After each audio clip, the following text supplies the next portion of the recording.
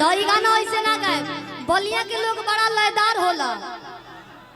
हम पहली बार हमरा बुझाता कि 2010-11 में आलन अपने पापा के साथे पहला बार कहीं गांव से बाहर निकलन तो बलिया में आलन। आ बलिया में देखनी कि साउंड लागल बा मने बाराते के कार्यक्रम में पापा के दोस्त के यहाँ। ओइजा के लोग जानत नहीं के मने एजा के लोग केंगा डांस करेला पूरा गमछा मछा ओढ़ के। सही बात बा कि ना? आ पूरा देहाती डांस। ओ माय गॉड मेरी इतने हल्ला होई हैं। सब लोग अपना मेहरारू के प्यार से रानी बोलेला और यहाँ के नाम में रानी बा हैं। और ये है दिनेश भैया और हमारे जीवन का सबसे बड़ा गाना और सबसे बड़ी हीरोइन रानी जी के लिए तो जोरदार ताली बनता है भैया हैं। लेकिन अब आइए गई बड़ी तो क्या करे के छोड़े के ना भैया हो जाओ कि पातर कोरी होइया डोले हो। इनका नाम है विवेक एंड साजन है ना। इनाम के साजन चपकैले बा कि हो कि नदिया के बीच जैसे नैया डोले कि ओ सही मोर सैया डोले। आई तो कि झारस जब बाल सैया लागत कामन सैया बगली से निकाल सैया उड़ावत रुमाल सैया पातर कोरी होइया डोले ओ पातर कोरी होइया डोले। देखिए गीत के हीरो हीरोइन सामने बाम साहब के गीतकार साहबाज अब चौहान जी गीत के जौन रचयिता कैले बने और पवन भैया और पवन भैया आप सबके क्षेत्र के यहाँ के मने नैया डोले के बाद यहाँ के कम ना अत्याचार करने है ना। गुलाबी साड़ी किलागी में कप पौधुआ मोड़िया हो जाए कि हम गोर बानी राजा करिया। यहाँ के अनगिनत गाना दिले बने तने जोरदार ताली बजाती सब अपना क्षेत्र के कलाकार खातिर। ऐसे ही ताली बजी हाला को के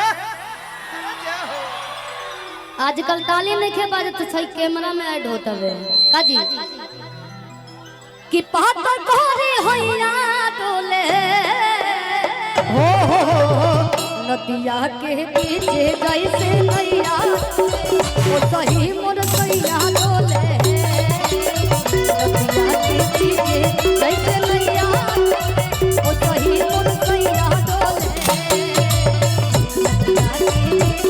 जैसे नैया ओ सही मोर सैया डोले भैया। लेकिन एक लाइन और ही गाए ओकरी बात से चौहान जी आए कहे बा कि सैया जी याद तारी आदे कोर गुलाबी कि हो गुलाबी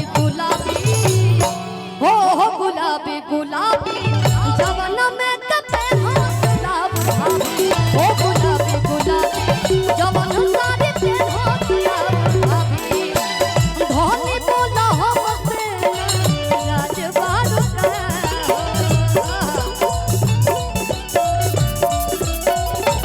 खाना पीना धोइले राजबारू हो। ए भैया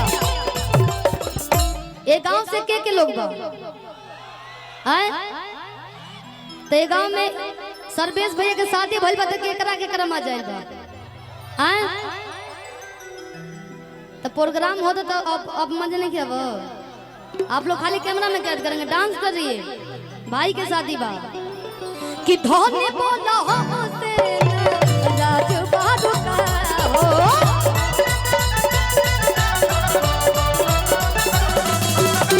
खाना पीना धोइले आज बारू का हो।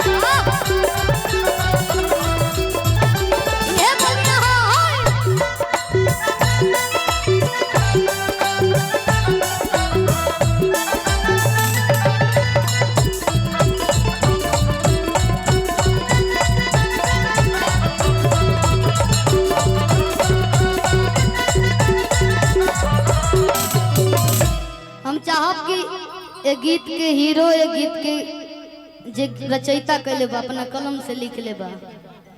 सर्वेश भैया भी गायब हैं, उनके दोस्त लोग भी गायब हैं, आप लोगों को रहना चाहिए। लाइन बा कि सब फरमाइश पूरा अरे करब हम तोहार हो, कितने मुस्काई दे तू अरे धनिया हमार हो। हंसलू तो निक लगलू, लेकिन जब रोवेलू तो दूसर रूप ध लेलू, काली रूप काजी कि सब फरमाइश पूरा करब हम तोहार हो,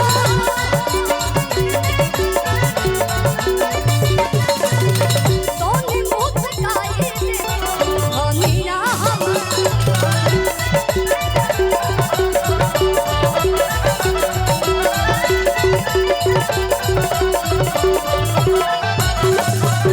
ई कहा तारी ऐसे ना मुस्काए, इतना हल्का मेरा नहीं की कि पहुआ के पायल चाहिए काना बात बाली, ओठावा के मैचिंग कॉलर चाहिए ओठा लाली।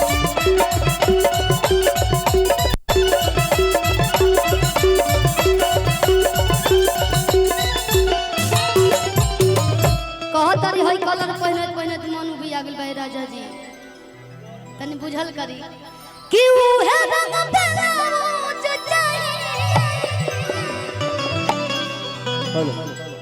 गांव के जमन देवर बड़ा सा देख के पगला जैसा कि उहे रंग ब्लाउज चाहिए कि जवन हो खेहाबे कि हो गुलाबी गुलाबी हो गुलाबी गुलाबी जवन